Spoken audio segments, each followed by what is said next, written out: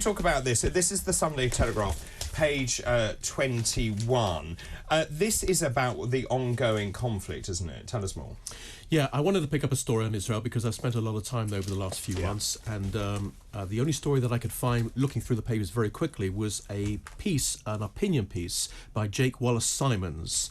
And he specifically asks about a psychological phenomenon. And he goes on to talk about the credibility of news networks, the credibility of those on the ground who are saying all sorts of crazy figures. Which was the question I asked you, which was, right, you know, what we're being fed, is it accurate?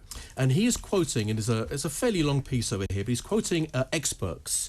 Always go to the experts when you want to get the facts. People talk about facts and they talk about numbers, and now people are not even, a lot of news networks today are not even saying Hamas-controlled figures or the Hamas Health Ministry. They're actually just coming up with, so I heard somebody this morning say more than 100,000 Palestinians have been killed or injured. Now that's how they're trying to spin it even more. 100,000, wow, killed or injured. And that's not the way to go ahead and do this. So I'm going to push back on that, because I know news organisations have to reference those figures. I know certainly here... Well, they're reference to Hamas. No, so we always will say, according to Hamas, these are the numbers. So to put it into some context... I monitor a huge amount of media in this country as well, and they're just coming up with these numbers. Now, they could argue... Is it laziness? Maybe they would say that it's timing. They're doing the headlines and they just don't have the time because everything is very split-second. Well, accuracy is everything. It is everything. And I do find it astounding that Hamas Health Ministry are able to tell us by the minute how many people that have died, but they cannot tell us where the hostages are or how many there are. Well, because they don't know, because they've sold them on to other different groups. Yes, but how do they know how many people have died so accurately? And I get your point, I understand that. And also the other thing is, well, how many Hamas people have been killed? How many Islamic Jihad people have been killed? Many of them, because Israel have been fighting this for almost 6 months' time. Israel's estimates with Islamic Jihad is 16,000. 16,000. So that's pretty much one-to-one. And that's pretty much what Jake Wallace-Simons says over here. He's quoting experts like John Spencer. Who's John Spencer? The world's foremost authority on urban warfare. That's exactly what's taking place right now in Israel.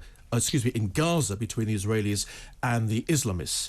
Urban warfare, which is the worst type of urban warfare, worst type of fighting you could ever get. Why? Because civilians you have Russia and Syria who were bombing Syria itself, and it's estimated that for every one combatant that they kill, which was ISIS, 9 civilians were killed. Now, when it came to Afghanistan and Iraq, the Americans and the British, for every one combatant they killed, it was between 3 to 5 civilians. The estimates over here is for every one combatant killed in Gaza, it's 1 civilian killed. Now, that's tragic. It's terrible. But the reason why it's happening is because, as we've been told many times before, it's Hamas purposely putting them there.